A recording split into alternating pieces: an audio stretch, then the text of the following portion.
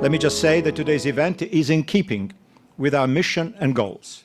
Working closely with our friends and colleagues of BAU International University, we at GPI strive to focus on complex policy issues with the objective of creating a non-partisan forum for open discussions featuring experts, scholars, and policymakers.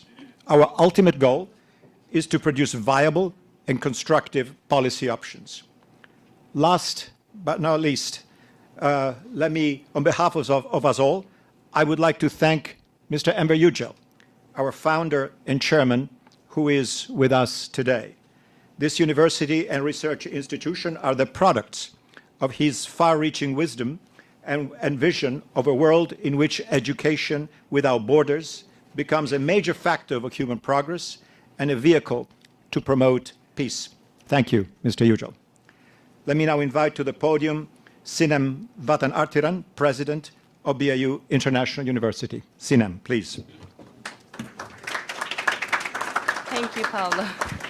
Thank you. Dear distinguished guests, I'd like to welcome you all on behalf of my university. Despite being a very young university, we have hosted many important events, especially on the Syria war and refugee crisis for the last 2 years. Today is one of those events. As you all know, children and millions of people have been killed. They were forced to leave their homeland. And now they are trying to start new lives in other countries by looking desperately back to their homes and maybe with slight hopes that one day they might go back. We have witnessed shameful moments for humanity. Babies' bodies washed ashores. Millions of people whose hopes and dreams were stolen away from them. Today, we will look into one of the most solid solutions to this ongoing tragedy, creating safe zones for these displaced people, at least until the war is over, hopefully soon. We have distinguished panelists. Thank you all for honoring us, and they will be introduced to you by Dr. Walid Phares, the Vice President of BAU International University and the Foreign Policy Advisor to Donald Trump, President Trump, during 2016 campaign. Thank you for coming.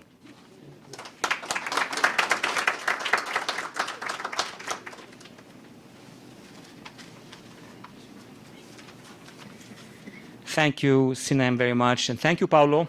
Mr. Yücel, thank you for making this possible. Thank you all for being here in Washington to be at an event at noon. It's a very challenging thing. So thank you for coming. I'd like to do more thanks here, first of all, to our friends from the embassies who are with us. I'll just name the countries. We're very proud and happy to have among us, listening to this debate, representatives from the French embassy, from the United Kingdom Embassy, from the Russian Embassy, from Hungary, from Lebanon, from Turkey, Ukraine, Oman, and others will join us later. Thank you so much for being here. This is well needed. I'd like also to thank representatives of congressional offices, Pete Sessions, Jody Harrington, Trent Franks, Louis Slaughter, Senators Merkley and Senator Bennett. Others who may join us later on. I would like to also thank the foreign press for being with us today, as far as the Arab world and Turkey, international media, European, and our US media as well. Today we will be addressing, as Sinem has mentioned, a very topical, important, developing issue. BAU and GPI, I'm very happy to be the Vice President of BAU, have developed now a series of seminars to follow up with what the administration and Congress are developing in terms of national security, foreign policy, but also international economic issues.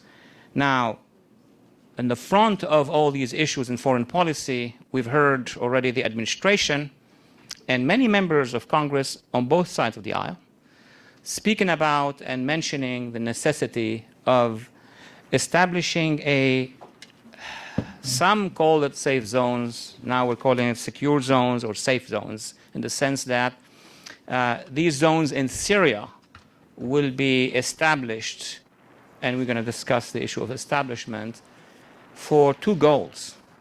The first goal is basically to end the war in Syria. That's the actual humanitarian goal, end the war in Syria. So we need to direct the refugees and to have protections to all communities in Syria. Second goal has to do with the international community, with the United States national security, European national security, and the three countries surrounding Syria. That would be Turkey and Lebanon and Jordan.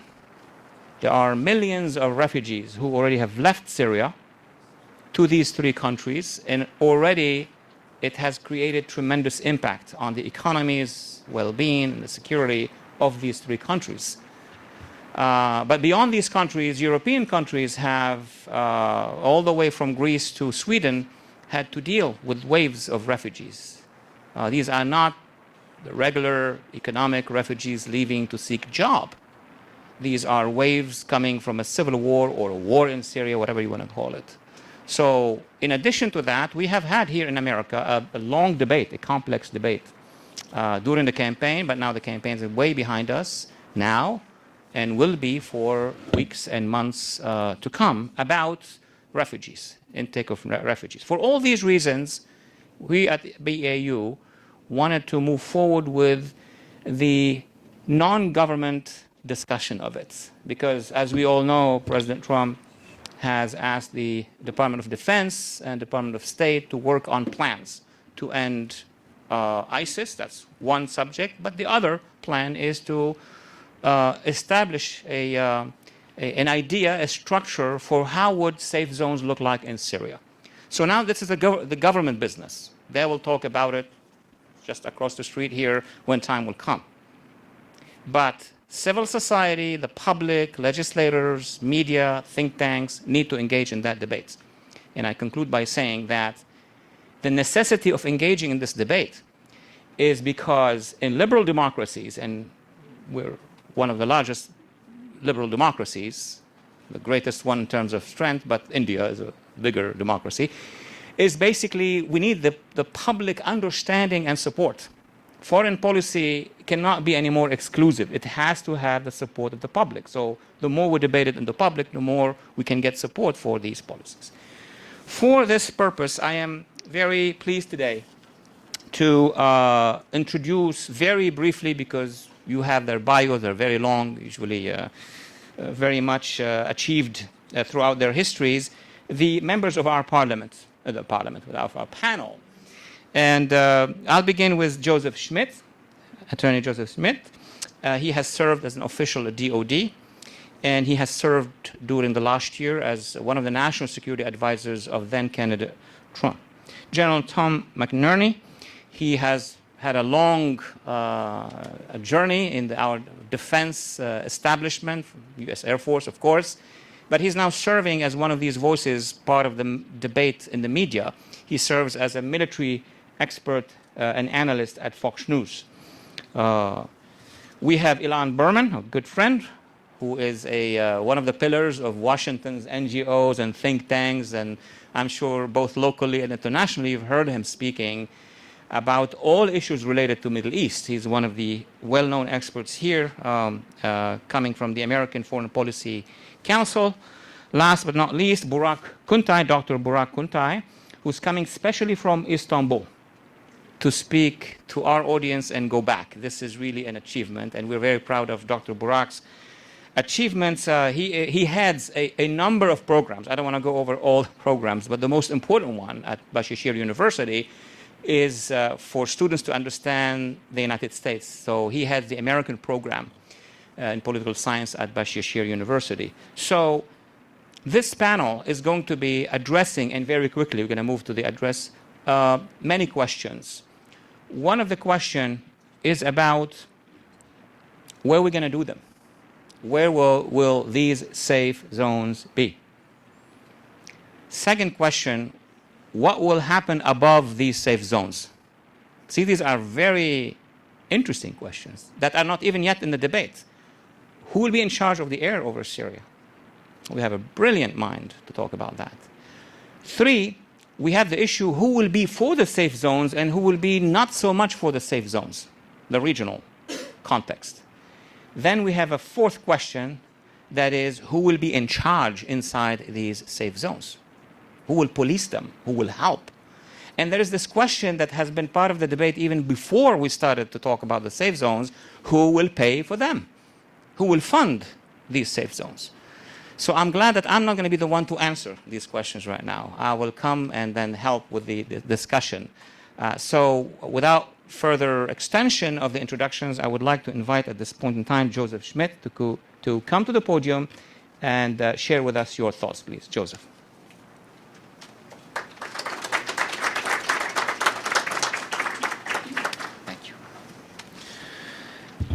Thank you very much, Walid. It certainly is an honor to be here with a distinguished panel you put together, Walid, and congratulations on your recent appointment as Vice President of BAUI. In an earlier career, I was an adjunct professor at Georgetown University Law School, and I used to tell my students that I judged my presentations not by the words that I said, but by the difficulty of the questions that came from my audience. So feel free to be thinking about difficult questions. First of all, I'd like to say I did have the honor, and it was a great honor, to be a little cog in the big wheel of the Trump campaign. I am not affiliated with the Trump administration right now, and I don't speak on behalf of the Trump administration right now. Having said that, I do know a lot of people in the administration, and I speak with them regularly, and so I think I can give you good answers to some of your questions, if not authoritative. And I'll try to do that. I'd like to elaborate on Walid's comment about me serving in our Department of Defense. I did serve as the Inspector General of the Department of Defense, and I did, in that capacity, have an opportunity to travel over into the Middle East a few times. And speaking of safe zones, I wasn't even allowed to live in the green zone at the time because it wasn't considered safe, so I had to live in Balad and come in on Black Hawk helicopters every day to do my work. But my job in Baghdad was to help train the inspectors general of the 29 ministries of the Iraqi government. And I remember when Jerry Bremer announced to the American people that one of the conditions of transferring sovereignty back to the Iraqi people was that the 29 ministries in Baghdad all had to have functional inspector general offices. And the next day I ran into Ambassador Bremer at the Pentagon and I said, "Sir, that's a very tall order and almost impossible order, especially considering that not every department in Washington, D.C. has a functional inspector general office."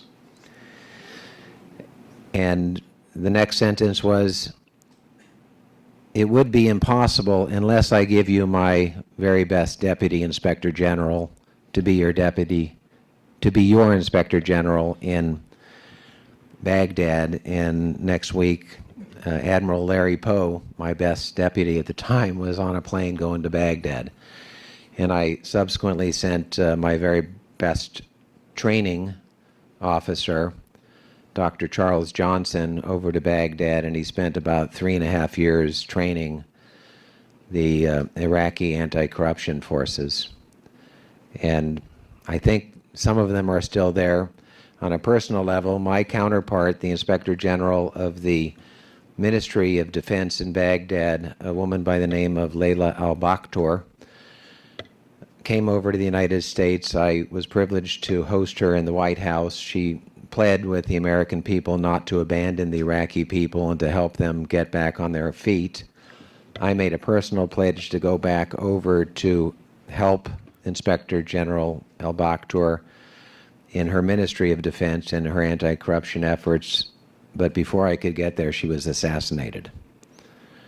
So I know how difficult it is in that part of the world. I empathize on a personal level with people that are willing to take part in what needs to be done to bring stability and peace back to the region. And I will. I want to tell you a little bit about Donald Trump's position during the campaign on safe zones. I think it's important to know that this isn't an afterthought.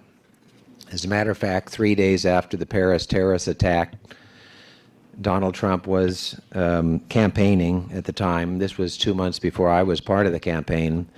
But the headline on November 16th, 2015, this was 3 days after the Paris attack, was Donald Trump, give Syrian refugees swatch of land for safe zone. So very, very early on, this was an idea that Donald Trump brought to the national debate in this country. And just to give you a little bit of a flavor, because you're probably much more interested to hear what Donald Trump had to say than what I have to say today. Donald Trump, back in November of 2015, he said, quote, "In Syria, take a big swatch of land, which, believe me, you get for the right price, okay? You take a big swatch and you don't destroy all of Europe." And according to the NBC report, he expanded on the issue and he said, quote, "What I'd like is build a safe zone. It's here. Build a big, beautiful safe zone, and you have whatever it is so people can live and they'll be happier," close quote. Then he took a shot at Chancellor Merkel. He said, quote, "I mean, they're going to learn German. They're going to learn all these different languages. It's ridiculous. The weather, a friend of mine lives in Minnesota, and he calls me. He says, can you imagine, it's 130 degrees in Syria, and now they want to send some up to Minnesota where it's 30 degrees. Well, these people are going to be very, very unhappy. It's cold and beautiful, but it's cold," close quote. Classic Donald Trump.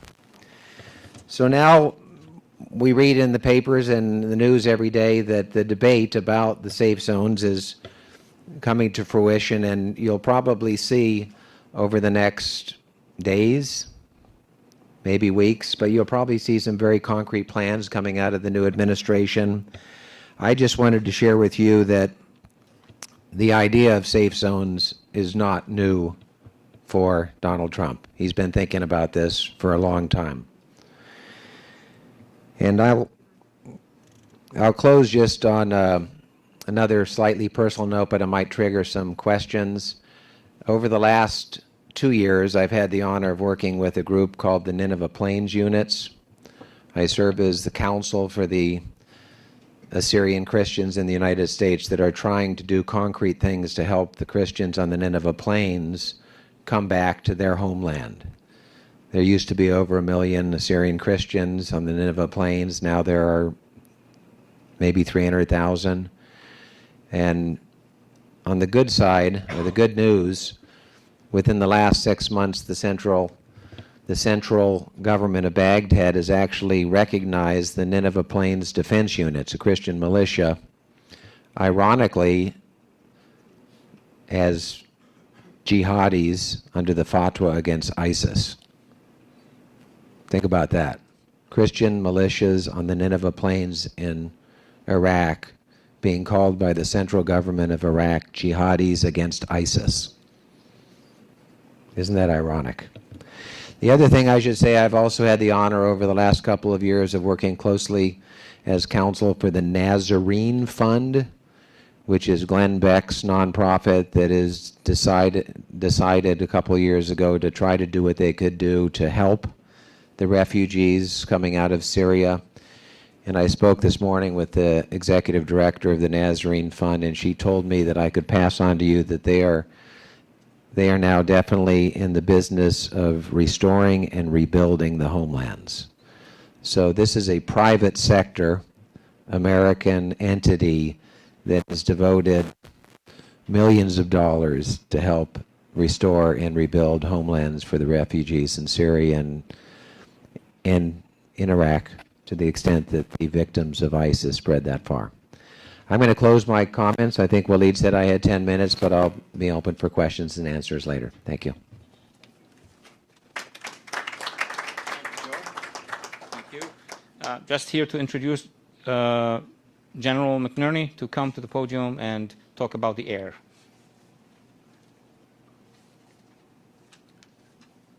Thank you, Walid. Mr. Chairman, Madam President, ladies and gentlemen, press, delighted to come here and talk about the challenges of the safe zones. And by far the air is the easiest of the portions that I'm going to talk about. The ground portions and how they're selected and how you divide up Christians and Shia and Sunni, and the different ethnic is far more complex, as Joe was alluding to. So I will assume that there are significant ground forces that will be most of the Muslim nations over there, led by Turkey and Saudi Arabia, and their use of their bases in that area, I assume, and there are some very good locations, in addition to our naval carrier battle groups. What is crucial, though, is a general agreement by the participating parties, and that is primarily the Russians and the Syrians and the Turks, that they want this to happen. The NATO forces, as well as the Middle East Muslim nations, clearly have the modernized air power that they can work together. So the key to this success is initially an airborne warning and control system, we call it AWACS, that can monitor all the air traffic in the area, what is coming in and what is going out. And then I would also want to have what we call joint stars, which has a picture of the ground so it can inform the leadership on the ground what the situation is. And it's a ground radar and can tell vehicles moving, etc. So you get the situational awareness around the safe zones and if there are any impending threats coming from outside. That's very important. And then you have what I would call 24/7, 24 hours a day, 7 days a week. We would have unmanned aerial vehicles that are specialized in very specific targeting with different sensors that can tell exactly what is entering in the area or if there are disruptions in the safe zones themselves. And that's well within our capabilities. Finally, I would have 24/7 again, combat air patrol, fighter aircraft, and it could be multinational, Jordanians, Turks, Saudis, etc., in the area, Emiratis, that would be flying this mission and under the control of the Combined Air Operations Commander. We call that the KAOP.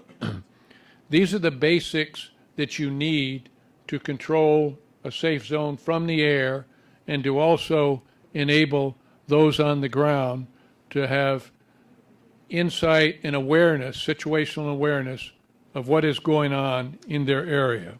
Very important. Now, this is very doable. We've had a lot of practice over there. All these facilities and aircraft are in place. Are the right amounts? I'd have to relook at that.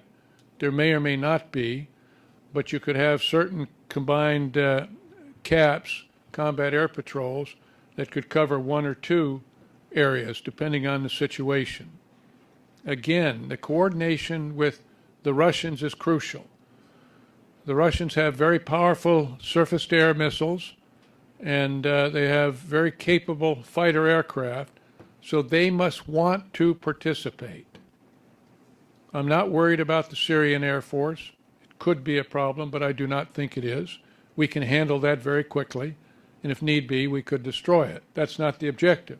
The objective is to bring peace to the region.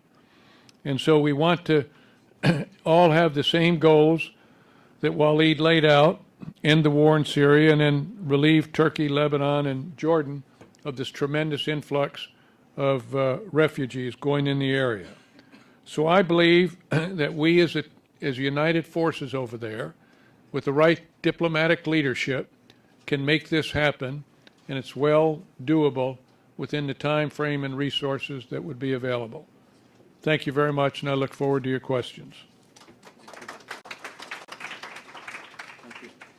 And now I'm going to ask Mr. Ilan to come.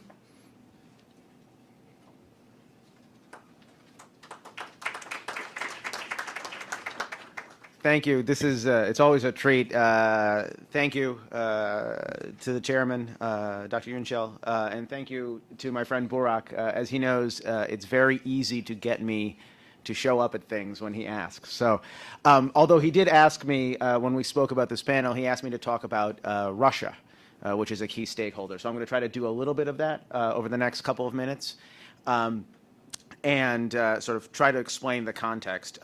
I would start, though, by pointing out that that Walid was kind enough in his introductory remarks to talk about the 5 major framing questions. You know, who is going to be involved, who is going to pay, and how much. I would make the argument that there are actually 2 more questions that need to be asked.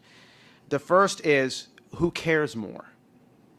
Because that's going to define exactly what the complexion of the safe zone money that make them possible. And the second is, how long of a duration will these safe zones last? Is this a temporary solution, or is this a lasting solution? And I think on both of those fronts, as you heard from the general, the Russians have very settled opinions about what is achievable and also what is desirable. So just for a couple of minutes, let me try to explain, as I see it, sort of the Russian strategic objective and their attitudes towards safe zones.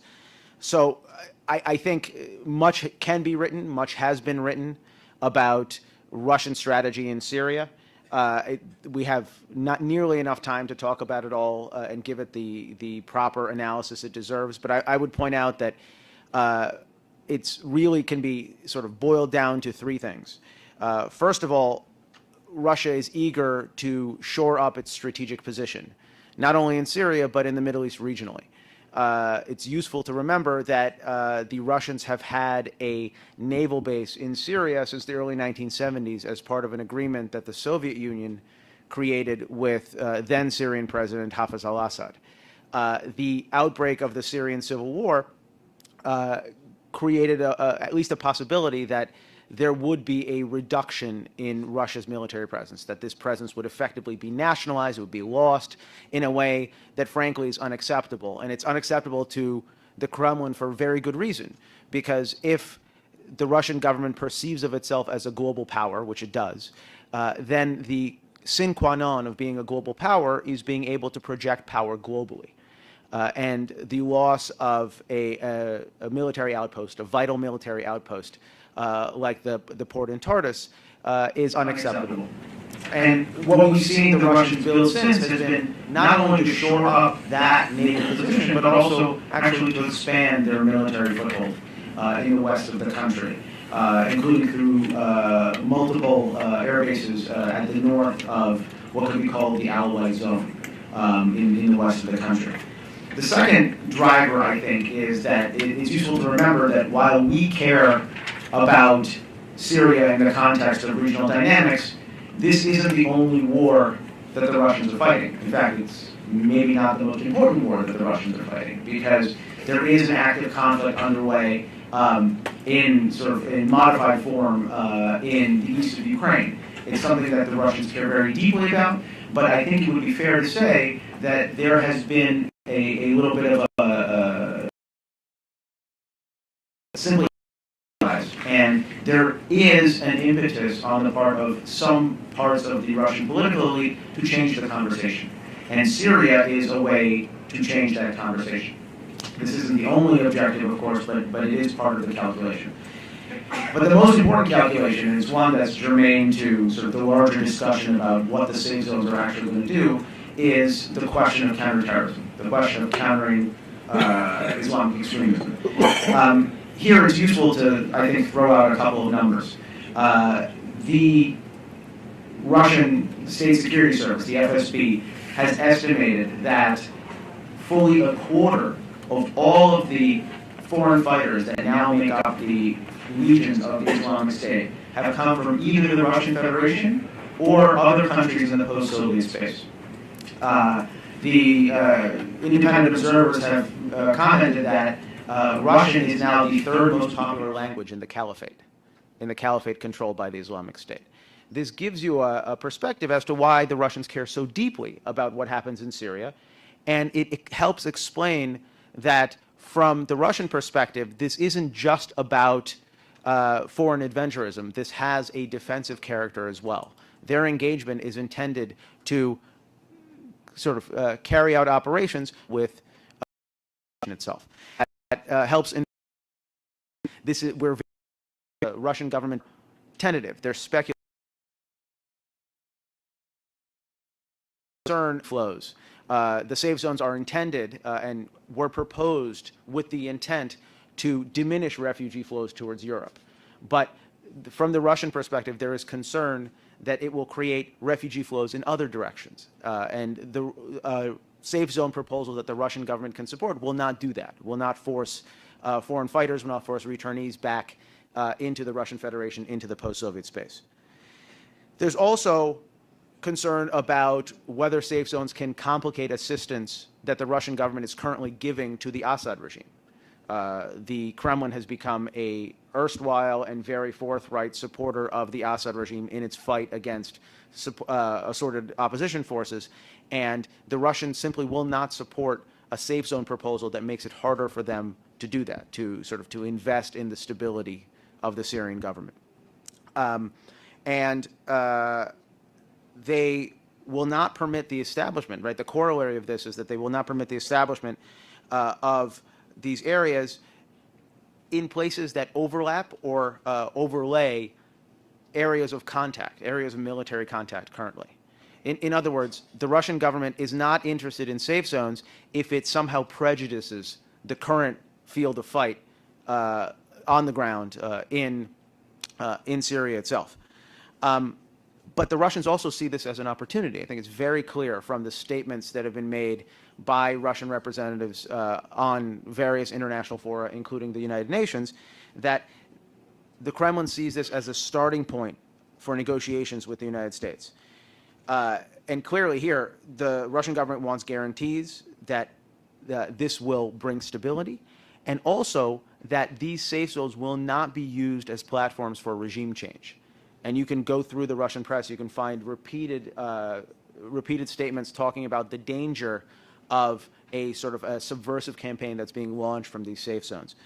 And so the overriding question here, and whether or not we can expect the Russian government to support the proposal of safe zones, however they materialize, is going to be one of objective.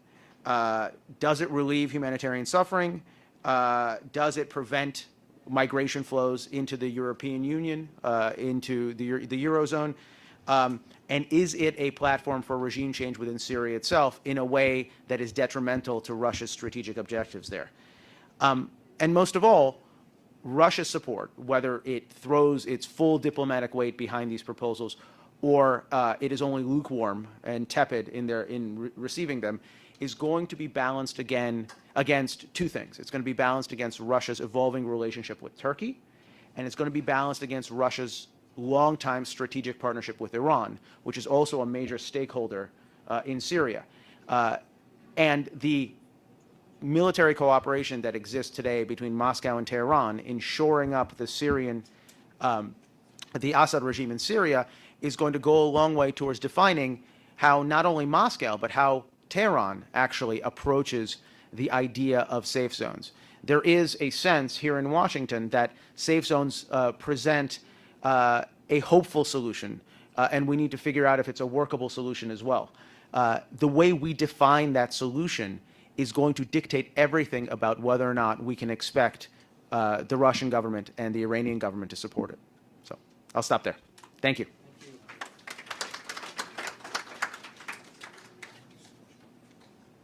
Thank you, Ilan, very much for this presentation. And now I'd like to introduce our last speaker, Before we begin the discussion, Dr. Burak Kuntay, I'm going to reintroduce him, is the president of Center for American Studies at Bahcesehir University in Istanbul.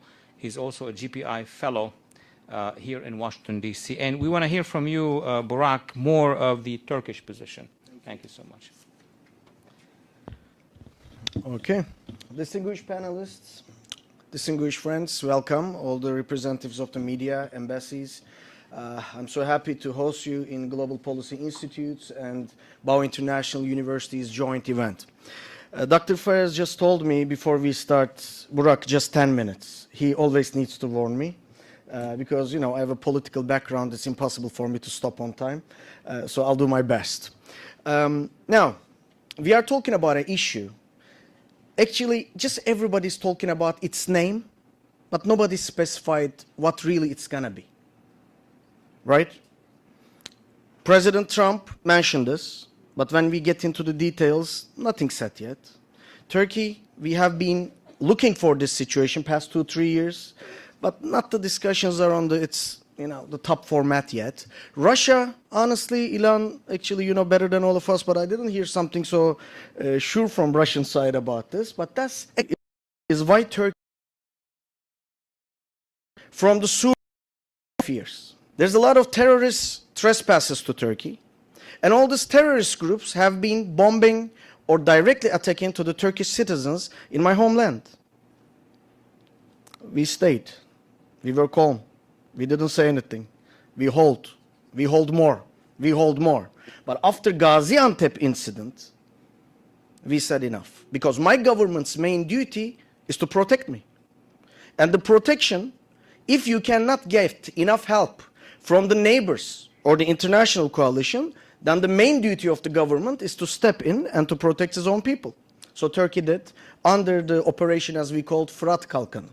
Now there's immediately questions came. Is it legal? Did the Syrian government invite Turkey? Now as a political scientist, I can tell you this. There's two ways to get into another country's land. One of them, they invite you.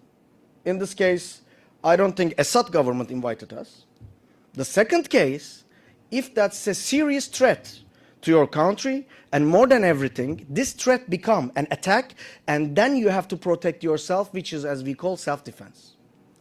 After all these murders, violent attacks to Turkey, after Gaziantep, we said we are going to use our right to get into the Syrian border, to defend our lines, to defend our people, and to defend our borders. We are not doing it with our own intentions, but with the legal aspect that we get it from United Nations Charter 51. We are in Syria. We don't want to go deeper. We don't want to go everywhere. We just want to have a safe zone. We want to keep Daesh as away as possible from our homeland. And this is what we did. If I'm not mistaken, last map I checked out, I'm sorry, I'm not good with the miles, but it's almost over 2,000 kilometers square, something around that. I don't know how many miles it makes. So that's the situation of Turkey. Getting your backup from the international law, UN Charter 51, that's the situation. Now let's come to this. The safe zone experiences. As I said, I don't stuck to the name so much. In Iraq war, we use the word, General, you know better than me, safe haven, right? Then in Bosnia, we use the word safe zone. Sometimes in political science, in our books that we teach to our students, the major word is buffer zone, so on and so forth. As I said, I don't stuck to the name. What I want to focus and what I want to say is this. We tried in Iraq. Was it successful? In a way. I can't say it was suburb, but in a way it worked out. The second one was in Bosnia. It didn't work out at all. A lot of people died. United Nations Security Council passes a resolution, more people dies. Another resolution, more people dies. Another resolution, more people dies. Even the forces who are trying to get in the region, especially if I'm not mistaken, it was the Dutch soldiers died in that cause at that day.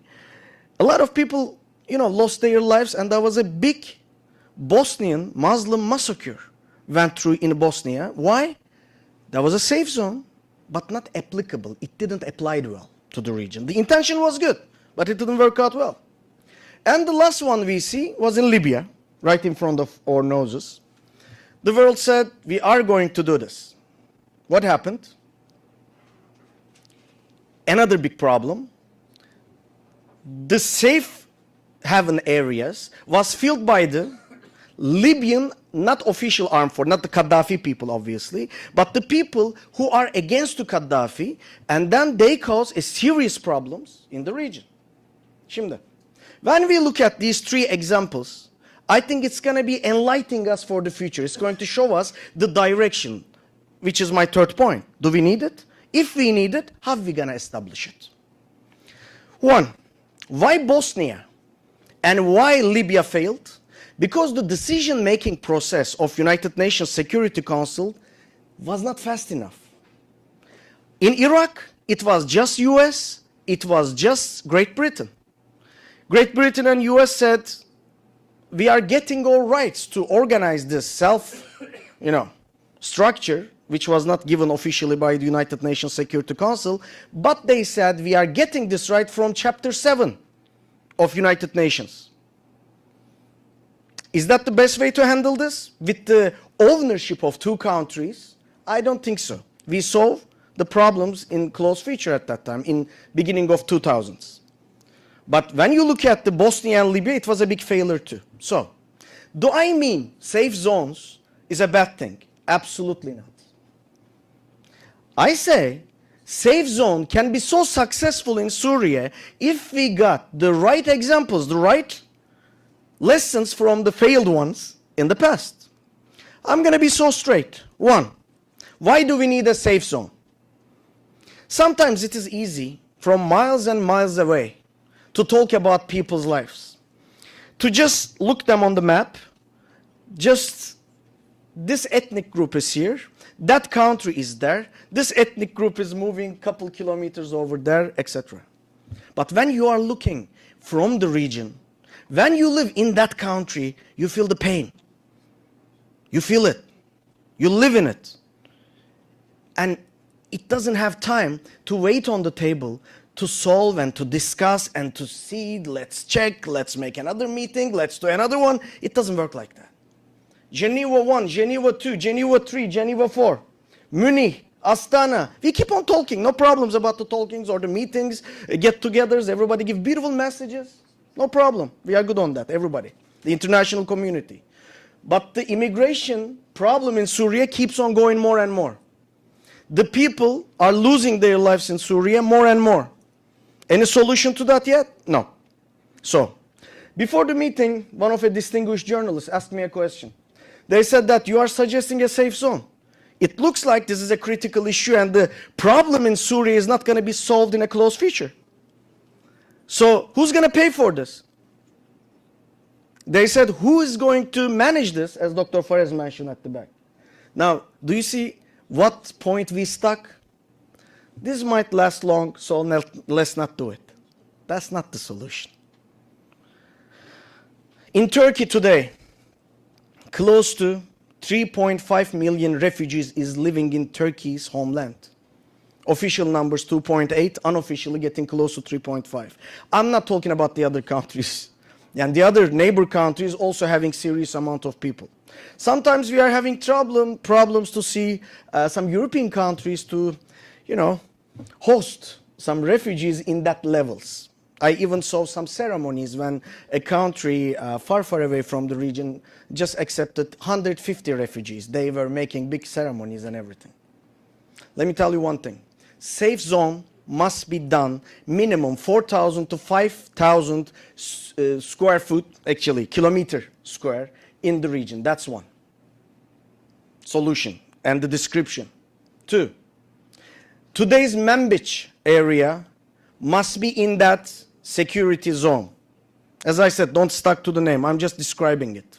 Three, no-fly zone must implement on the security zone. If you just have the free, actually safe haven, but not protected with the no-fly zone, you will fail. Bosnia failed because of this. They just implemented 3 years after what actually was going on. You have to protect this. Four, who's going to control it? definitely United Nations Security Council must pass the resolution. An international coalition, but unlike Bosnia and Libya, a well-organized decision-making, a well-organized and action-taking group must do it, otherwise you fail like in Libya. And now let me tell you the most critical one. I didn't mention Libya for no reason. Libya, the safe zone was filled by the groups, certain groups, armed groups, who were against Gaddafi. I understand that. But once the coalition forces did this against Gaddafi but protected the other side, you know what happened? Chaos. The safe zone must include people whoever belong to that area, mainly. That's critical. If you try to keep the security by using PYD, YPG, or these kind of groups by saying, oh, these are my allies, it's gonna fail. You know why? I'm gonna be so straight about this. If you are trying to keep peace and get rid of a terrorist organization by the help of another terrorist organization, you will fail. The world will fail. The system will fail. It's not gonna work. Simple and easy. I was talking to an academician from Syria, immigrant in Turkey. You know what he said? He said, if PYD and YPG keep on getting this kind of support from Western world, we feel we are not valuable enough. We feel, this is a Syrian guy saying this. By the way, he's Kurdish, but doesn't belong to PYD, YPG. He's a Kurdish guy. People should understand that region has some Kurds who doesn't represented by PYD or YPG. But if you need to pick a terrorist organization to defeat another one, I'm talking about the international arena for everyone, then it's going to be a catastrophe. Now, my final verse, Dr. Phares. How many minutes? Don't tell me that. I will just keep on going. You know our last time, right? You told me I'll be back in 10 minutes. You came hours later, so I don't want to use my chances. The thing is this. Turkey wants Syrian forces, or green guys, I call them on the map, you know, the Free Syrian Army to replace the places. Russia likes regime forces, Syrian forces, more Geneva talks, more Astana. Talking good. People are dying. Another war, 50 years. Another war, 20 years. Another war, 10 years. People should stop making the maps, drawing the maps. Let the free will of the people do this. Let's just focus on the immediate security, immediate prosperity, and the immediate peace in the specific place by securing the immediate safe zone. Thank you very much. And once again, I apologize for my time. Thank you, Burak, very much. Thank you, every participant in the panel. And now we're going to open it to all of us. So from what the panel has covered and some other input, we could say that it's about funding. Funding may not be the problem. Funding may not be the bigger problem, because funding exists. It's how to channel that funding through a political consensus, who to fund. Airspace, we heard the excellent expose of the general. If there is a consensus, there could be organized passages of the airspace of Syria. The problem is about the intention of each player, of each country and each region and each organization on the ground. Are the safe zones in their interests or not in their interests? Are the players inside Syria willing to do a safe zone under their control and not allow it under other controls? This is where the complexity of the weeds is. So a quick rundown and then we'll open it. European positions. We didn't talk about European positions as much as we spoke about Russia and America. UK, France, Germany, others. Their priority, as far as we understand, is to defeat ISIS, number one. Make sure that Raqqa is liberated and Mosul is liberated. They have a position which is a little bit different from the rest of, let's say, from the United States and the other countries in NATO, which is about Assad. Their position that there need to be a change. So you're going to factor this into the building of safe zones. 3, there's the issue of migrants. Russia, as we understood, wants the defeat of ISIS, wants the defeat of other organizations, not just ISIS, across Syria, who are part of the opposition, but they are jihadists or Islamists. They want to protect Assad. And if you ask them the question, who will take over from ISIS or from these militias, they would say the Assad government. That's normal to them. So we're not yet where we can negotiate these safe zones fully. Iran, and therefore their allies, have a different perspective. Not so different from Russia, but it's very adamant about saying, basically, the government of Syria is the safe zone. Right? So any area evacuated by ISIS is taken by the government, and that's your safe zone. Everybody go home. Everybody's happy.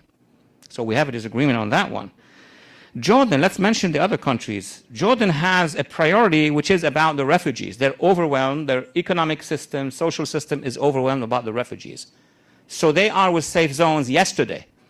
They want these safe zones to be done across, the Jordanian-Syrian borders as fast as possible.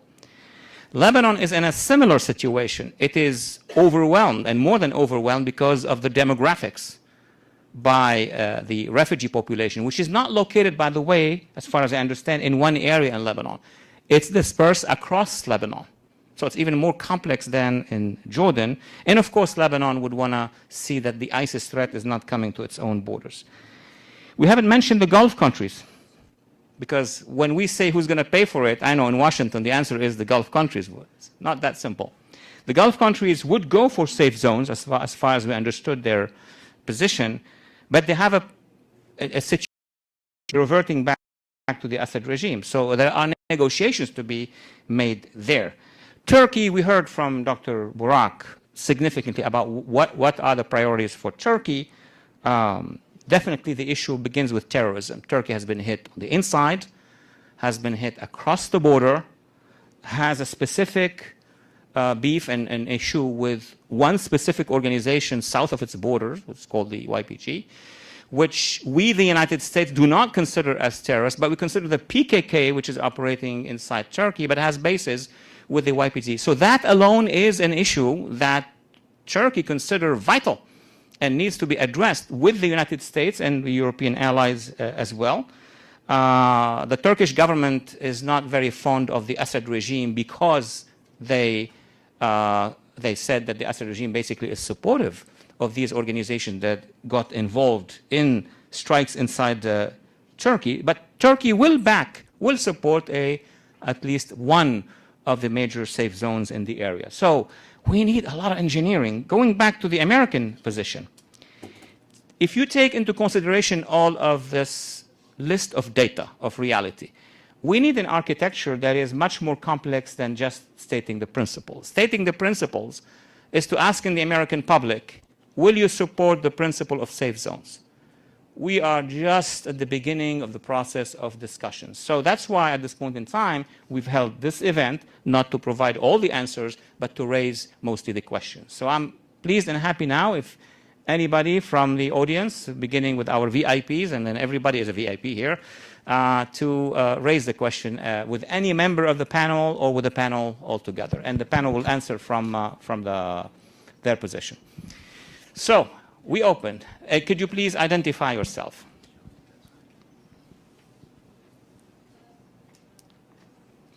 Yeah, we need voice. Hello, thank you again for coming. My name is Nicole Mojica. I'm a public diplomacy graduate student at Syracuse University and also a BAU alum. So on that last note about needing a more complex architecture to sort of, other than just stating the main principles and kind of the need for these safe zones, I'm curious, how is it that you can get these players, we mentioned Russia, Syria, Turkey, possibly the US, how can we get them to put their personal interests aside, these kind of interests that could be misconstrued as selfish and nationalistic and monetary as well? How can we, put those things aside and think more about the people and put it on a more personal realm? Ilan, would you like to begin with that, and then I'll open it to everybody. I get all the easy questions. So if the question is about how to build international consensus, I think we need to think deeply about the mechanisms that can create that, because I don't think it's realistic to bridge rather unbridgeable ideological positions. The United States and the Islamic Republic of Iran, for example, want fundamentally different things in Syria, and an end state that's positive for one is not going to be positive for the other. So the real question is whether it's possible to build a workaround that creates safe zones, stabilizes the situation, and accomplishes some of what all of the stakeholders want. And here, Dr. Kuntay talked about the idea of multilateral institutions taking the fore, and I think that's the start of a more rather than less productive conversation about what international bodies can not only ensure security, but can actually depoliticize what is a deeply divisive issue. The other one I would say is that contributions to stability don't just have to come in the form of troops. Contributions to stability, for example, on the part of Europe, which we've heard a lot about sort of European contributions to peacekeeping and the NATO alliance, this is a real issue about whether, how much Europe should contribute, whether Europe can contribute. I think as this conversation evolves, I think we're going to see out of the White House at least a greater focus on contributions, whether it's from Europe or from the Gulf states, that deal with providing the resources necessary, not necessarily the troops on the ground, but the resources necessary to make solutions like safe zones viable. And that's a conversation about money, and that's a conversation about investments. But nonetheless, it's an important conversation to have. Thank you. Let's go for another question. The lady in the back, then you, sir. Hi, thank you all for being here. My name is Mariam Saleh. I'm a journalist with the Medill News Service. I have a question for Mr. Schmitz. You indicated that we can expect to see some sort of plan coming out relatively soon, and I know some details of General Mattis's plan to counter ISIS have begun to leak, and I'm wondering if you've heard anything at all specifically in relation to that plan from General Mattis. Thank you. The answer is no, I haven't heard. It hasn't been leaked, at least not to me. I'm sorry, but it was supposed to have been delivered, I think, yesterday, and I presume it has been. But one thing I think you might see different in this administration is they're going to take secrecy and plans very seriously. Can I make an additional statement? We Americans and the international community are going to be facing this soon. What should be confidential and secret, and what cannot be? You remember a story from World War II, the Overlord operation, which is the landing in Normandy, which involved 200,000 soldiers, hundreds of boats, and etc. The Allies did everything they could to make sure that the Germans won't know where the landing is going to be. Now, that's a huge operation. I don't even call it tactical. It's a strategic one. But there is sense. Of course, they didn't want to let the Germans know where the positioning is going to be. But we won't let the French know that we're coming to liberate France. Of course we're going to let them. We're going to see 200,000 Allied soldiers coming in and pushing towards Paris. So that's the difference between what should be discreet and secret till operation occurs and the principle. Establishing terminating ISIS is not a secret. Establishing safe zones, if we decide so, if the international community decides so, is not a secret. How to do it, how to handle the military part, is something that the governments, the administration here, and all governments will try to keep as discreet as possible. That would be one question. Anybody, the gentleman here, and then back to doctor, and then you.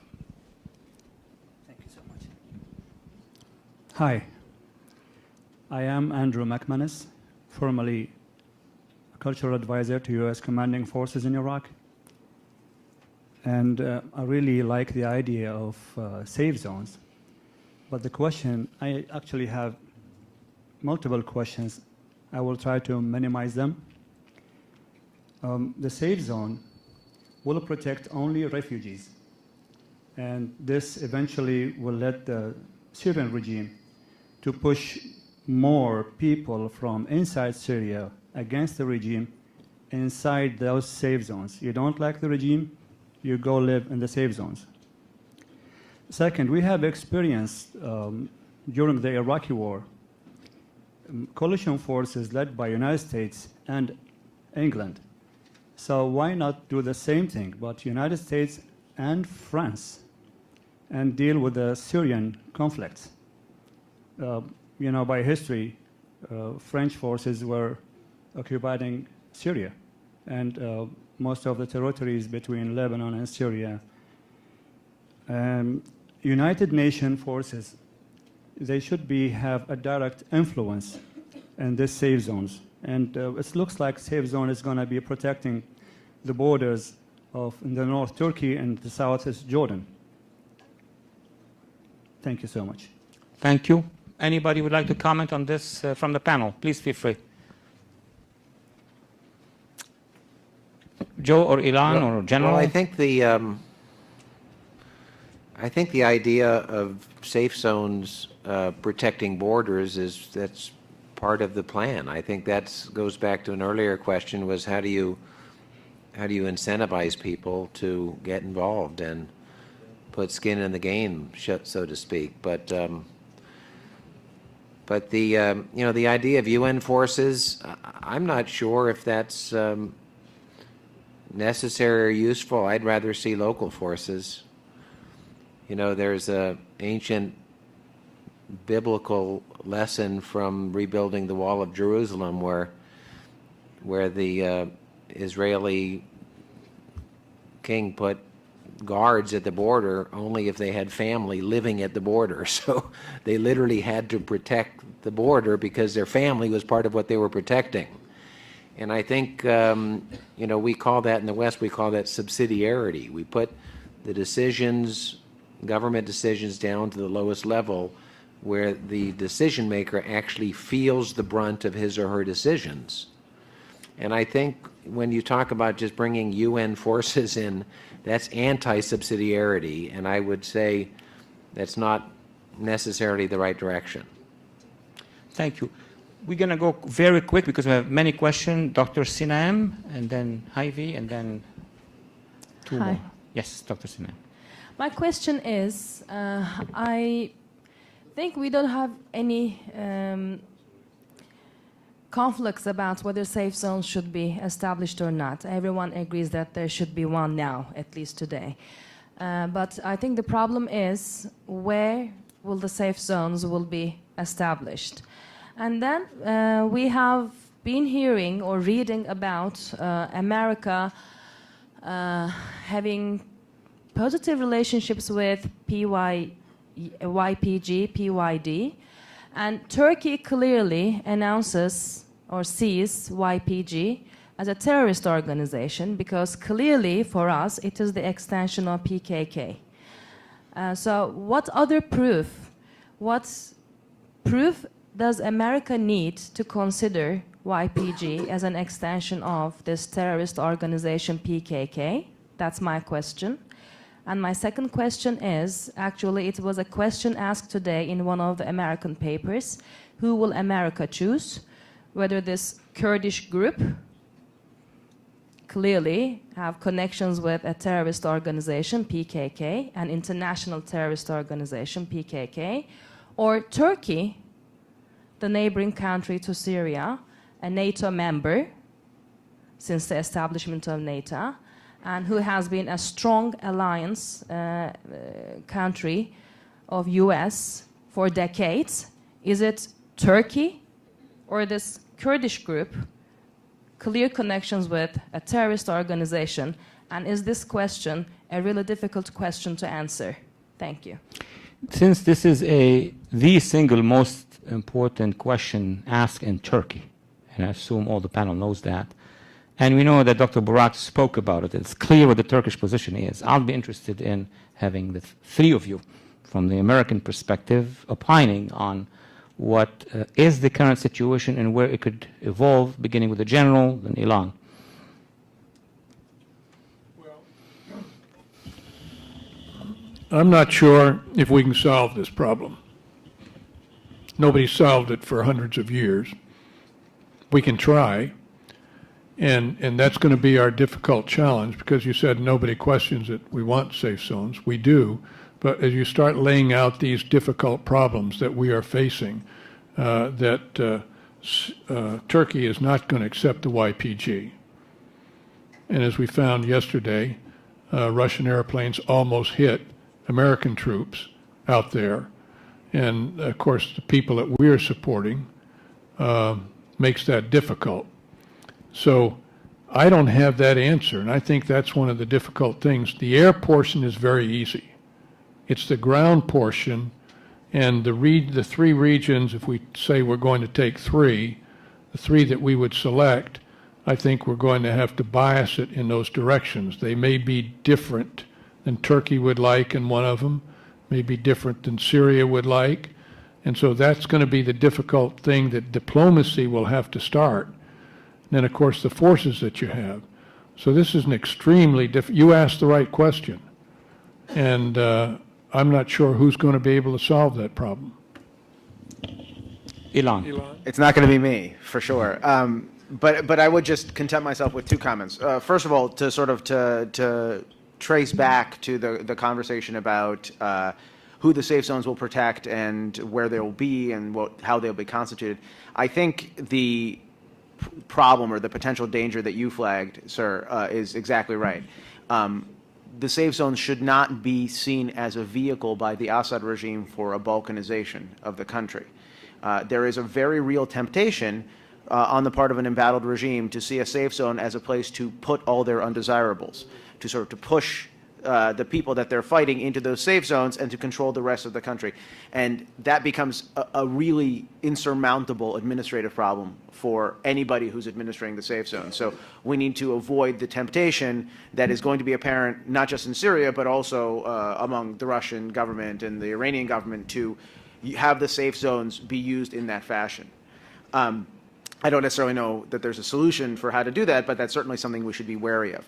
The other question about politicization and sort of political choices between Turkey and the Kurds, I'm not sure I have an answer, but no, you're right. I'm sorry. The PYD and the YPG, yes, absolutely. I would point out that from the American perspective, there is a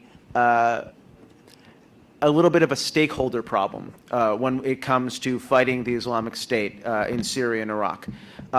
For lack of nuance, the image that is conveyed by many publications, by many news agencies, and it has been for a long time, is that the Kurds, the Kurdish Peshmerga writ large, were the only ones with skin in the game. They were the only ones who were really on the ground fighting. Now, this is a gross simplification of what's actually happening, but it is the image that sticks. And it is an image that begins to shape American opinion about whether or not the United States should be supportive of Kurdish groups, including groups that are more problematic. And this is something that has to be fixed through education. It has to be fixed through a better understanding of the linkages between these groups and the PKK, and bringing the conversation about these groups more in line with a language that we Americans can understand, which is the language of foreign terrorist organizations and designations and things out of the State Department. That's a conversation that I think would be very useful for the Turkish government to have with the new administration to sort of get on the same page, because until they are, there is really no solution to this problem. Thank you. No, because we have a list, and then to the back immediately. Chief of Mission of the Embassy of Lebanon is recognized, and then we'll get to everybody. Thank you, Dr. Phares. Thank you, gentlemen, for this excellent presentation. I have a question concerning the refugees themselves. Do you think that these people would be willing to relocate in a safe zone, knowing that this safe zone is not their final home? What do you think of this? Will they go back? Will they go to a safe zone in Syria, knowing that this zone is not their home, their final home? I could go with this one, and then we'll give you time to think about it. If I'm a refugee in the 3 countries surrounding Syria is one thing. If I'm a refugee in Denmark or Germany or Kansas, it's something else. So let me begin with this first distinction. I'm assuming from working with NGOs, it's not my opinion, that Syrian refugees who are in Turkey across from Syria, where they came from, if a zone is established south of that border, even if it doesn't represent their specific village, which is somewhere far, they will still go to it. They will still go to it, because if their path to Europe is not there, and if there is a protection force that will take over, and they will go to areas that are theirs but not specifically their own home or village, we've seen it in other contexts, refugees will go. If these individuals, let's say, are in a different country, in Lebanon, and then instead of going to where they came from south of Damascus, because most of them came from across the border, and then a safe zone would be open in northeastern Syria, where the Kurds and the force that we are talking about, if that happens, it will be less likely that they would go. So it depends on where the communities are, how would they go, on the psychology of these communities. Now, if there is a settlement, a political settlement that would resolve 90% of what I've covered, which is unlikely, I don't want to be pessimistic, but in the next 6 months, I don't think in the next 6 months we're going to have all that. But there will be efforts. Then it will be more likely for refugees to go anywhere in those secure and free zones because they have hope. I understand your concern because the country you represent has always had refugees, even inside refugees, and refugees do not go back home unless there is a safety, a real safety. So that would be my limited answer, unless the panel, Dr. Burak. Couple comments about this. Then, if it's okay for Professor Phares, I want to have 2 more answers for 2 questions asked before. Yes. You know Pentagon Mall, right? Crystal City. I love that place. It's a good place to shop. How do we go there? There's a path. You take 14, you go over the bridge, right? Then you make it right from somewhere, you pass Costco, you park your car, get into the building. That's a good path. But first you have to get out of this building. The problem of the talks today, in Geneva, in Munich, in all these places, everybody's talking about what am I going to buy from Macy's. First get out of the building. First get out of the building. First baby steps. Do the first thing immediately. The people are dying. Nobody's talking about creating an immediate solution, at least to solve the immediate first steps. But the final picture, when you dive into the final picture, no outcome. What my point is, hopefully, that safe zone is not going to be the final place of these people. But at least right now, they can relieve a little bit. The region might relieve a little bit. You are from Lebanon, Jordan, Lebanon. When we are talking about the refugees, I think these 2 countries, we don't have to talk anything anymore, right? You suffer on this a lot. The people in Lebanon, the people in Jordan, they lived in this refugee crisis. But at least a lot of people over there, safer than they used to be. So first we have to get out of the building, first thing first. About the question came ahead. They said that how we are going to establish a consensus in order to create the safe zone. Who asked that question? I'm sorry, the very first question, I think. Everybody. Yeah, let me tell you this. 1. How can Russia financially, logistically can hold the current situation in Syria? Right now, let's be honest, Russia is the one who is the main motive, the force, the power behind Syria to keep the momentum going on, right? So if you don't have a safe zone immediately, at least some relief comes to the region, how much and how long Russia can hold financially and in any way over there. 2, United States. Let me tell you one thing. Like it or not, Trump administration is talking about using more, we can say sanctions, we can say some, different words, but Iran is not the big, favorable guy around here these days, right? So the situation is this. The more this crisis keeps on going, the more Iranian influence will be in the region. So if United States wants to stop the Iranian influence, then you have to have that safe zone. Turkey, we are not so happy with the current situation in the region. We would back it up. Qataris, Saudis, even though they're on the south, even Israelis. So what my professor one day taught me, in order to solve the problem and create a consensus, you either have to have the common enemy or the common interest. The common enemy is over there, Daesh. But the common interest is becoming the mutual security and the terrorism. If we can solve in the immediate issue, we will go over it. And the last thing I want to touch, or President Sinem Vatanartiran's question. You ask a very important thing. What United States, which United States option should be? Which one US should pick? Turkey or PYD? I don't agree with this concept. Turkey is not comparable with PYD or YPG. You know that we talk about this with you in a lot of different arenas. The thing is, if this keeps on going like this, soon the question will be who Turkey will pick. And I don't want to have that question. Because Turkey and US relationship since 1947 is stable, is solid. This is one of our greatest allies. But I want to see from my ally a good, solid alignment, right? But the minute I look over there, I talk to some friends here, they look from Washington point of view, yeah, don't worry, this is just a temporary thing. We will just, finish Daesh, yeah, don't worry, we are the best buddy. It doesn't work like this. You know, when Vodafone Arena issue, a lot of PKK attacks in Turkey, when you look at the links, the PKK attacks are directly linked with YPG and PYD.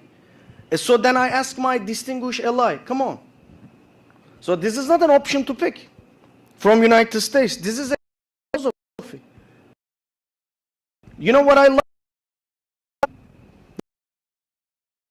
Never negotiates with my tell of this doesn't to show a society. YD is not a. Thank you. Thank you. I'm going to keep the order. Remember, I have a little list, so I'll go to IV and then here and then one and then here. So IV from TV Orient TV. Thank you. Yes, thank you so much for this interesting discussion. My name is Hevi Buzo. I'm the Bureau Chief of Orient TV, and I want to start with Mr. Berman. You talked about the approval of Russia, and I wanted to talk about the protection of an established safe zone. Those Syrian refugees have fled from the Assad regime, most of them, and from Russia's airstrikes against them. So when we talk about the protection of these safe zones, are you suggesting that they will be protected or somehow dealt with in the Assad question? Schmitz, with position now, I wanted to hear the policy only the. I'm a recovering lawyer, so I'm going to talk law a little bit. There is a concept in American law called adverse possession. It is when you, because of your possession of something that you don't own, you gain rights over it. This is something that Burak talked about a second ago. You know, the Russians are the main driver, for better or worse, whether or not they have a claim to what happens, and so the ultimate disposition of what happens in Syria, the fact that they're there, the fact that their involvement in money, in financial terms, also in military terms, far outstrips what the other contributions of other people who have different perspectives. That means something. And it also means, I think it dictates naturally, that the shape of the safe zone, the aerial cover, the sort of the lack, the necessity for coordination, all of that is part and parcel of having a sustainable safe zone. You have to consult with the Russians because they control the sky, at least partially, and they control the ground, at least partially. So in order for a safe zone to be sustainable, the formulation of the safe zone has to be one that is at least not objected to by the Russian government. And that's, I think, a point of negotiation. It's certainly something that I believe Russian diplomats are prepared to negotiate as we get into the specifics of this, negotiate it with the new administration. But there's no way to create this without having Russia as part of the conversation. Thank you. Joe, you want to opine a little bit? Well, as I said earlier, I don't speak officially for the Trump administration, but I know a lot of people in the White House, and I am confident that the current administration will come up with a much more intelligent position on Iran than the previous administration, which was sometimes described as just idiotic or insane. But I would also like, we need to, and the Iranian people are very, very pro-American in culture and in hope. And, you know, we have to just be realistic about the Iranian government. The current government is not very friendly to us, and we're probably going to see an intelligent response to that unfriendliness. Thank you, General. Would like to add a couple points, and we're going to continue the list. Time is of essence. We are, of course, talking about the safe zones, but you can't leave them in isolation.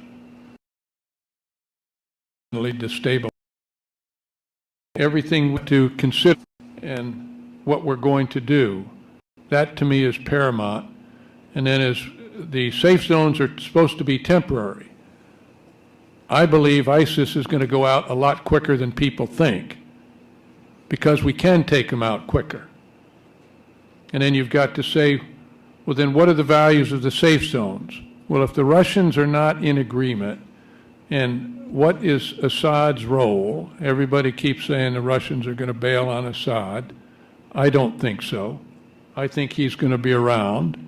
And the fact is how we handle those, but still the main target in the region is Iran, and we have to consider that. And of course, when we left, we made Iraq a proxy of Iran, and that complicates our problem. I didn't mean to complicate it for you, Walid, but it's bigger than just safe zones. Thank you. Next, please. Thank you very much. Distinguished guests and speakers, this question is to anyone who would like to answer. I'm a Turkish American. I'm a physician. Growing up in Turkey, I heard a lot of stories about Turkish soldiers in Korea, where we fought together, shoulder to shoulder with American soldiers. And over the years, of course, you know, and or jeopardize on this togetherness.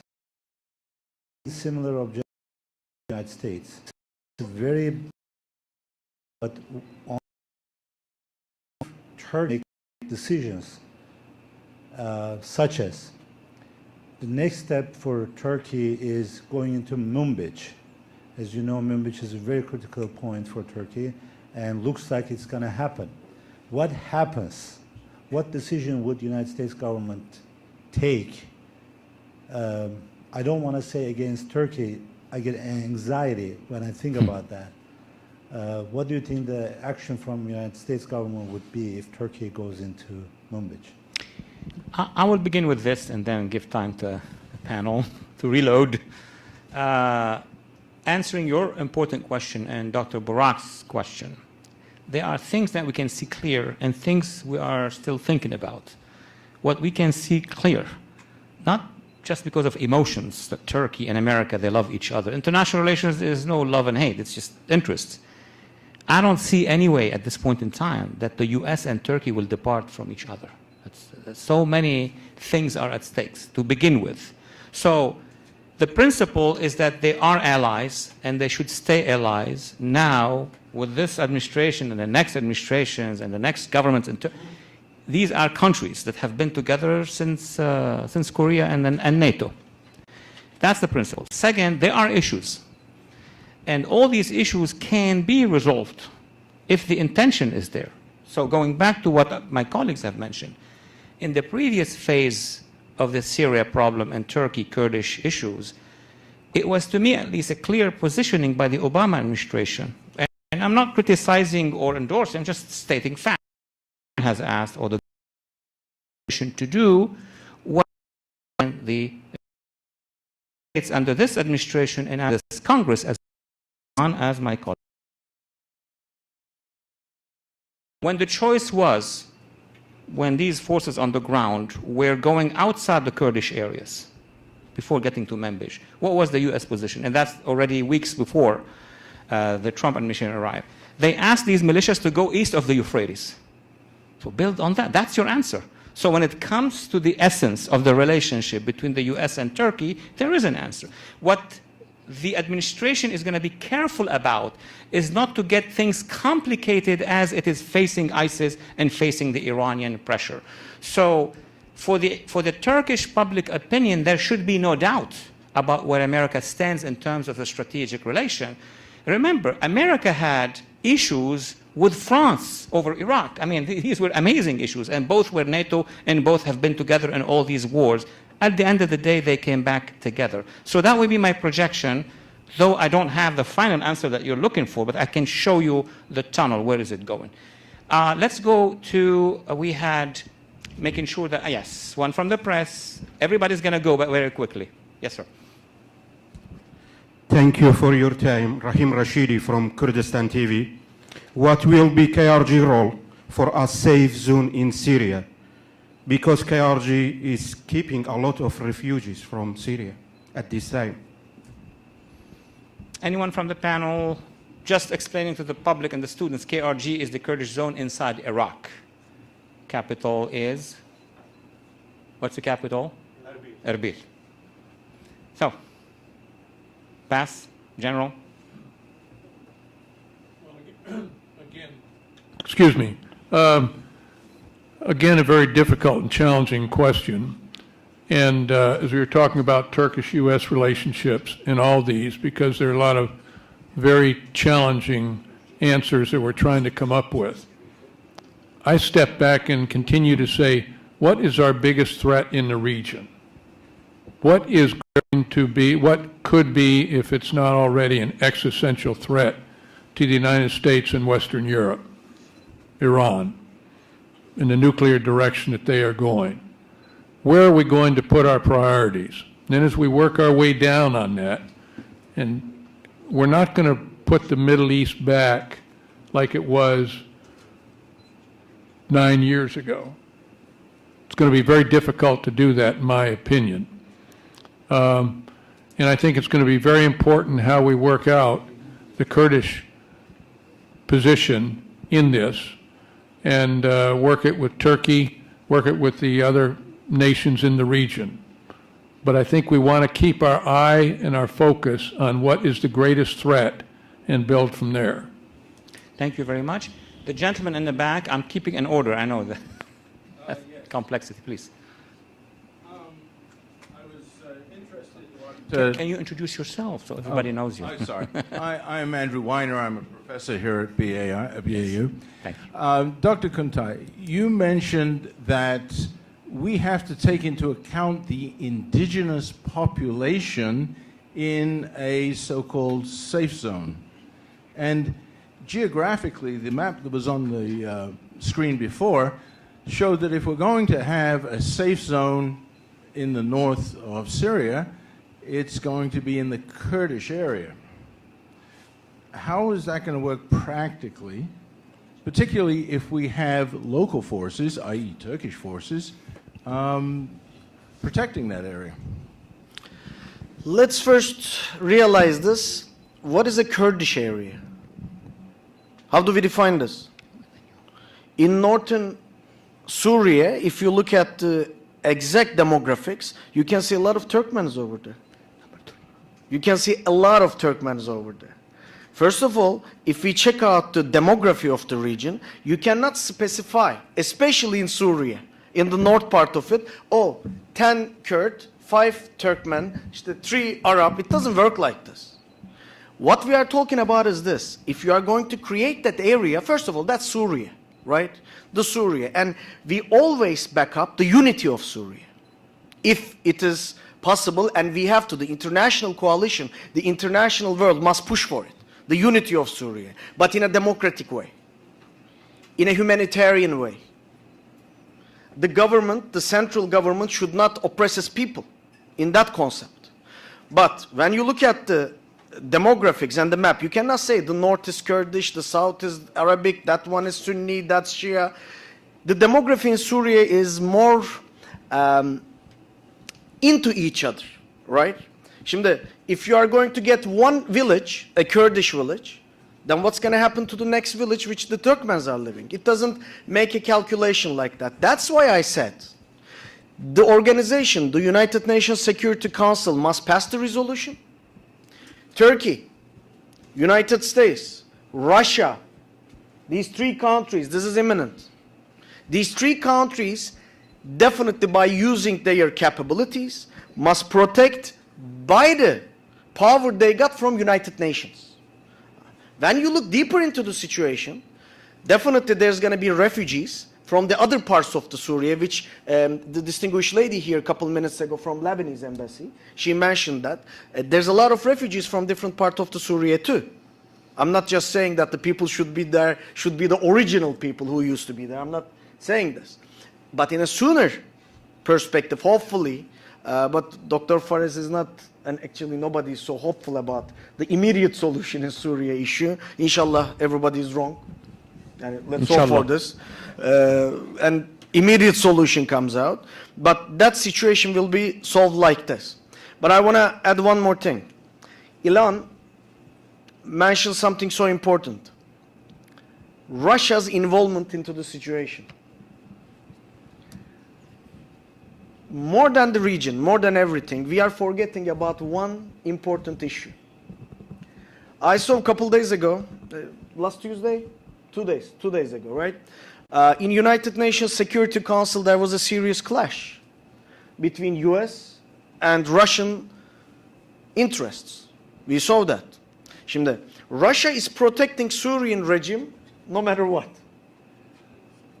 And they say, also China, United States is pushing for some false allegations according to the Syrian government. This is the words of the Chinese and the Russian, words in United Nations. United States says, no, you are backing up the government, the regime, whatever they do. You see the problem on the top? We are trying to create a safe zone. We are trying to make it happen. We are trying to talk about the future. But you are looking at two giants on the top, cannot even get together, sit, and just agree on one thing. Now the next question comes, how we are going to solve the main thing? That's why the lady at the very first question, when she mentioned, we have to, how the consensus is going to be set, first Russia and United States, I think has to sit together a little bit and immediately find a solution about this. Honestly, when President Trump made some comments about Mr. Putin, I was hopeful that the relationship might get better. But the latest issues, both in American domestic politics and international politics, is making me a little bit thinking about the possibility of becoming best buddies in the upcoming future between US and Russia. So that's something that we didn't pay attention too much. Ilan, thank you, you focused on this. But unless that's solved, it's critical. Next is going to be a question from the chairman, Mr. Enver Yücel, please. I'll be translating for him. Okay. Specific question for you, Mr. Schmitz. 4 years ago, the Prime Minister of Turkey offered speeches about the necessity of creating safe zones. And in the last month, specifically, where the borders of the safe zone should be. He is sharing this with the whole world. You said that you worked with Trump during the campaigns, and in 2015, he also shared his opinions about creating the safe zones and the necessity of it in Syria.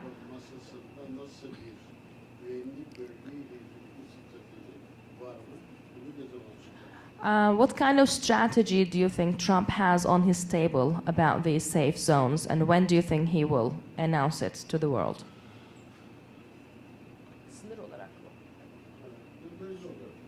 Like as the region, the borders of the safe zone, what kind of strategy does he have?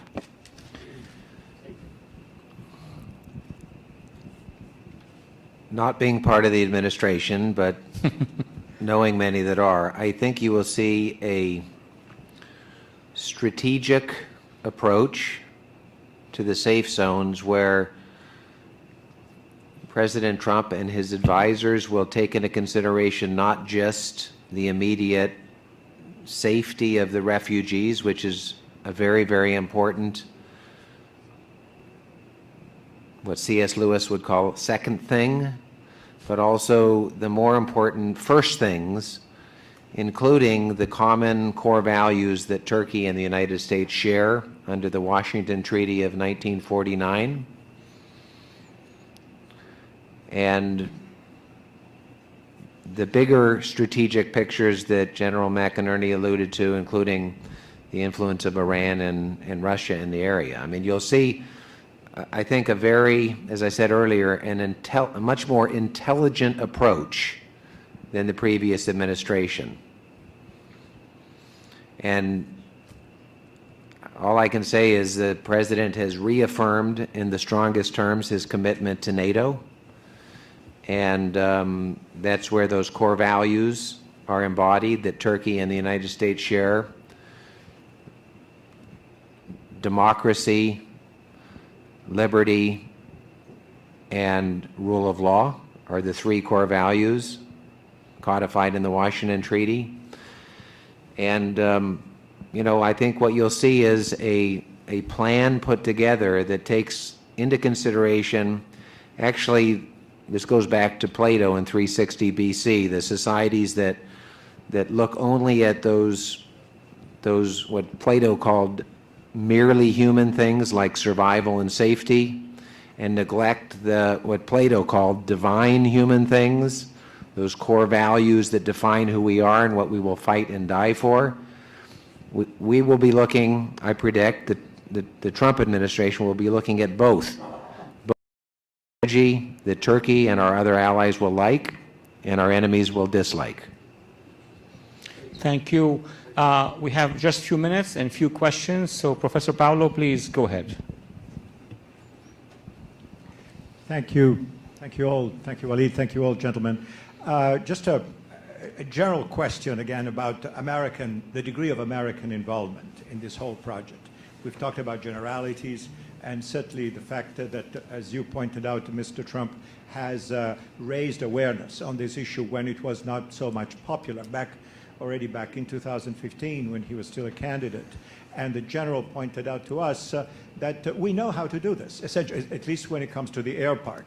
Right? We've got the assets, we've got the experience, we've done it for years in Iraq, you know, the implementation of no-fly zones in the north and the south, etc. My question is, given the general political climate, let's forget for the moment about the specific reality on the ground, the problem of the people, and Burak said you can't have odd people guarding other people, you've got to have like and like together, because otherwise it's not going to work. Witness Bosnia, etc. And I fully agree with that. But my general question is this. Given the general mood of the United States right now, and also the way in which Mr. Trump has articulated American national priorities, meaning America first, and yes, we're going to increase military spending quite significantly. The point is this, what can you foresee, not asking for any specifics, the direct American involvement on the ground in the actual administration, if you wish, the actual policing of the safe zones? Because in my honest opinion, if America is not directly involved, the chances of success are not very high. Usually America has to lead, and historically it has led in all matters pertaining to the Middle East, except in the last few years of the Obama administration. Given the current political climate in the United States and the general orientation of the Trump administration, do you think that we can expect whatever may come out of these new deliberations and recommendation that may come from the Pentagon, that the United States will take the lead? Are we going to see American troops guarding protecting the safe zones beyond what can be done from the air? Or is this going to be farmed out to the Sunni powers and others, which also opens up the issue of the Kurds, that's already been amply discussed? Thank you. Thank you. We have very short time, so anybody who would like to answer, make it very short, like on TV. I do not see U.S. ground forces in large quantities doing that. And again, I think we have to look at the whole region, the importance of the U.S.-Russian relationship to solve things in that region will be traded off, and they should be. The United States and Russia have got to look at this. And again, the target, in my opinion, is Iran. Thank you. The last official question is going to be asked by you, sir.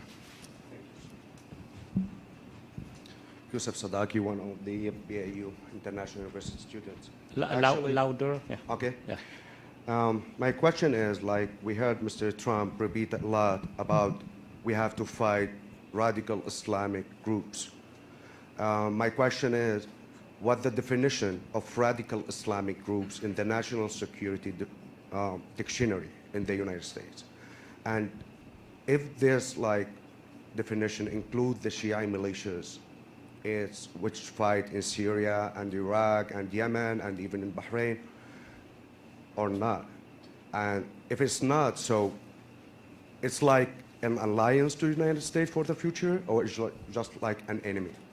Thank you. Go ahead. Fortunately, one of President Trump's campaign promises that was announced in his Youngstown, Ohio speech on August 15th, 2016 was to establish a commission on radical Islam.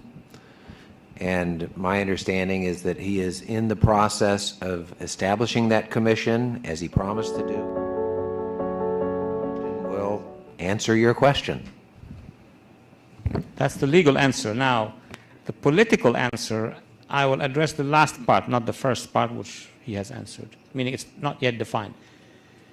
The issue is not just about the Sunni extremists, if that is your question. It's about all extremists. So it is Al-Qaeda, it is ISIS, it is Hezbollah. I mean, our laws already are very clear on this issue, because we've heard from the Arab world many criticism that the U.S. is siding either with the Shia or with the Sunni, which is not the case. There is no policy siding with one sect against another. It's really about what organization is terrorist and has the ideology. But we also have on our list organizations that are either ultra-nationalist or, terrorists who are not religious. So that is, so far as we know, from the last 10, 15, 20 years post-Soviet time, the definition on U.S. laws at least. But we'll wait for that commission to opine later on. I would like, on behalf of the leadership, on behalf of the university, on behalf of all the experts here and the media, to thank the panel first. Thank you very much for being with us. And to thank all of you, hoping we'll stay in touch and we'll invite you to our next event. Thank you so much. Thank you.